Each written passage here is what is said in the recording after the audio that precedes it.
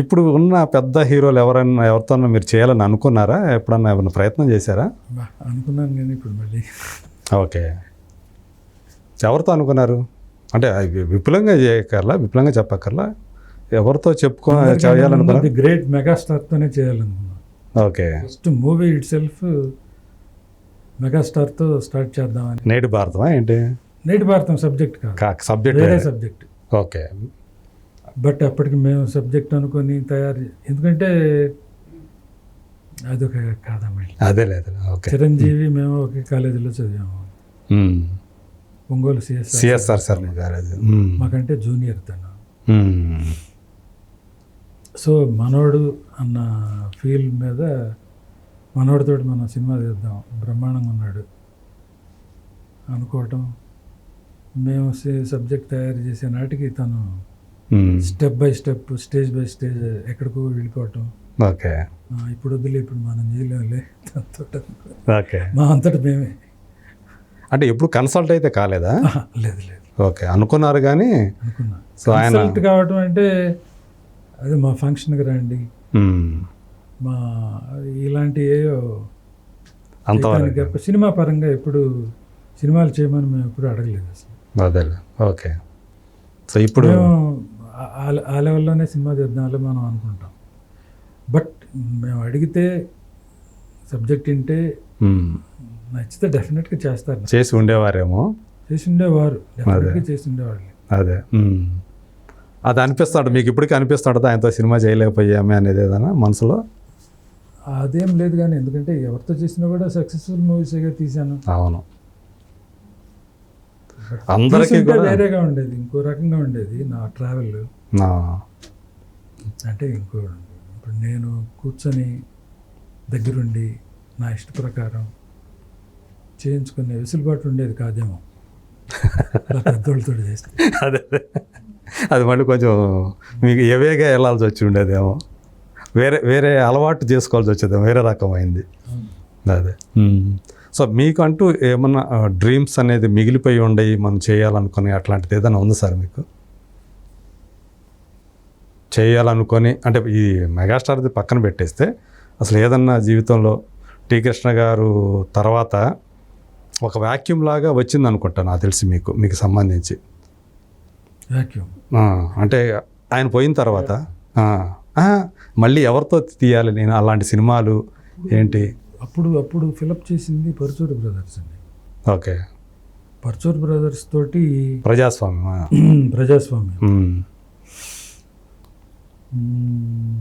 ప్రజాస్వామ్యం అనే పాయింట్ చెప్పారు కృష్ణకి. బాగుంది బ్రదర్, దీని మీద వర్క్ చేయొచ్చు మనం అని అనుకున్నారు. అంతలోకి తనకి జబ్బు పట్టడం, జబ్బుతో ఫారిన్ కూడా వెళ్ళాల్సి రావటం. ఫారిన్ వెళ్తూ బాబురావు ఇట్లా అనుకున్నాం, గోపాలకృష్ణ దగ్గర కూర్చో, నువ్వు డిస్కస్ చేయండి, నేను వచ్చిన తర్వాత ఫైనలైజ్ చేద్దాం, గోపాలకృష్ణ కలుస్తూ ఉండు అని చెప్పి నేను వెళ్ళాడుతాను. ఓకే, నేను గోపాలకృష్ణ గారిని పెద్దగా కుదరల, వీలుపడల. అదే అంటే వాళ్ళు ది మోస్ట్ బిజియెస్ట్ రైటర్స్. అవును, ఆ టైంకే బాగా బిజీ కదా, స్టార్ రైటర్స్. తను రావటం, చనిపోవటం అంతా జరిగిపోయింది. సో ఇట్లా మీలాంటి జర్నలిస్ట్ ఒకళ్ళు పరుచూరు గోపాలకృష్ణ ఇంటర్వ్యూ చేస్తూ అడిగారు, ఓకే మీలాగే కొంచెం ఆ లెఫ్ట్ ఓరియంటెడ్ థాట్స్ ఉన్న గ్రేట్ డైరెక్టర్ అండి, మరి కృష్ణ గారితో మీరు ఎందుకు చేయలేకపోయారు అని ఎవరో ఏదో క్వశ్చన్ వేసినట్టున్నారు. అప్పట్లో జ్యోతి చిత్ర అని ఉండేది. అవును, ఆంధ్రజ్యోతి వాళ్ళది.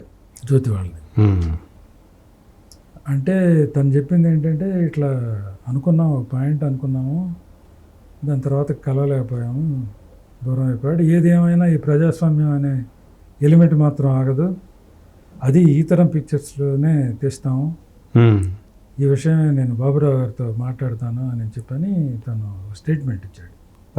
మీతో మాట్లాడక ముందే పత్రికలలో మాట్లాడాడు అన్నమాట. ఓకే, పోకూరు బాబురావు నిర్మాతగా ఈ సినిమా చేస్తాము అని చెప్పని తనే వాలంటరీగా ఇచ్చాడు. అది నాకు పెద్ద మోరల్ సపోర్ట్. ఓకే, అప్పటికి పూర్తిగా డిప్రెస్ అయిపోయాను.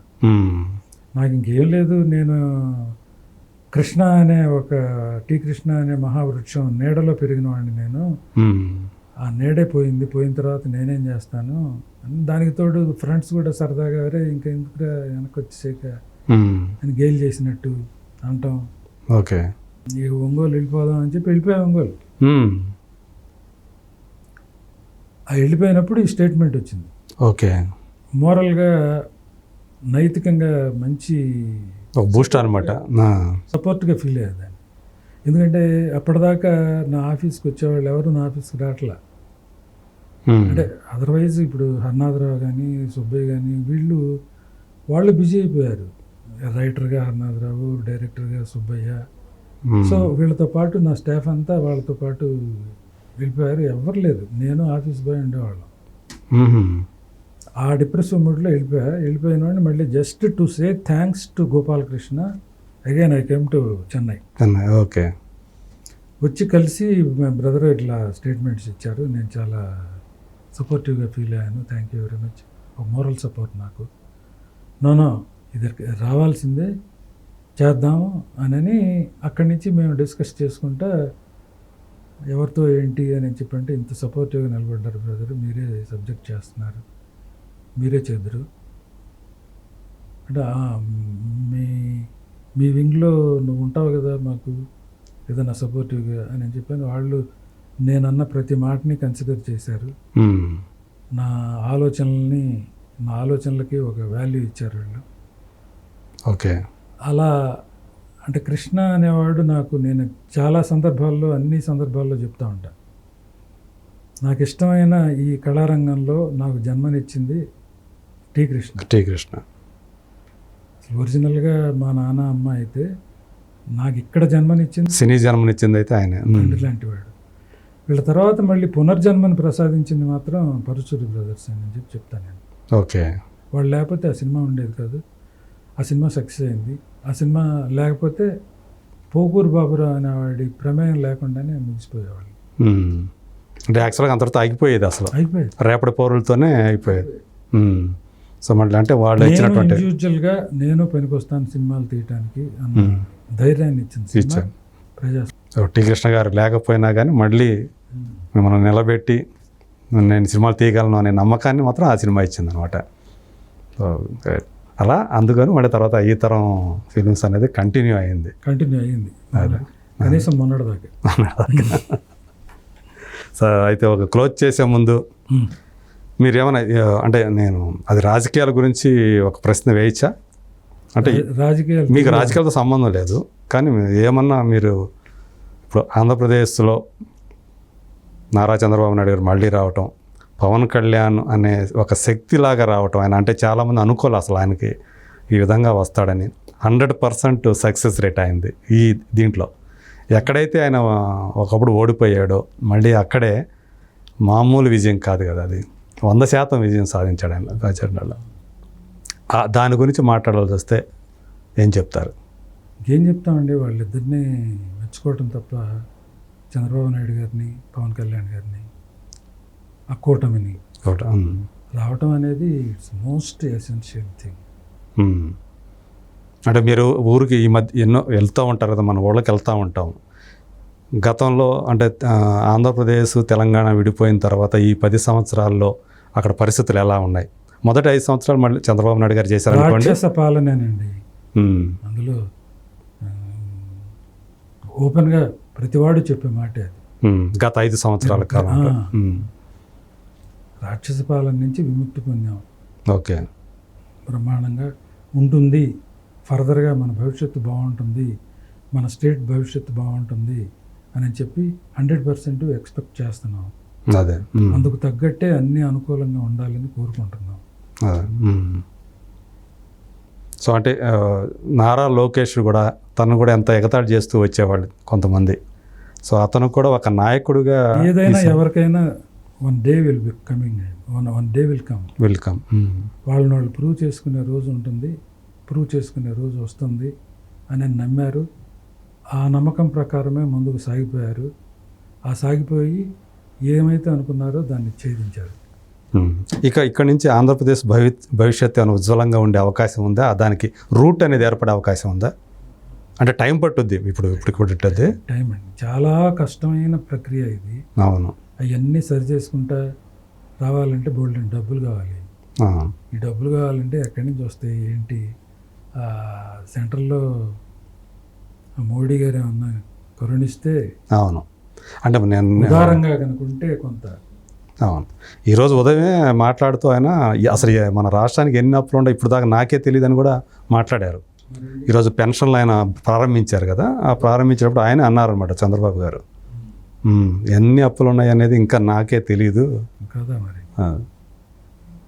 అమ్మో ఏంటండి అసలు ఎక్కడోళ్ళు అక్కడ అసలు భయపడి మామూలుగా జరగలా. పోలింగ్ మామూలుగా జరగలేదు. And at the same time result కూడా ఒక చరిత్రేగా. అవును, 164 సీట్లు వచ్చినాయి అని చెప్పి, కూటమికి ప్రతిపక్ష హోదా కూడా దక్కలేదు అని చెప్పంటే సామాన్యమైన విషయం కాదు కదా. అవును, అంటే ప్రజల్లో ఆ గూడు కట్టుకొని ఉంది. అంతేగా, ఎవడి పాటికి వాడు. ఎక్కడెక్కడి నుంచి వచ్చారు?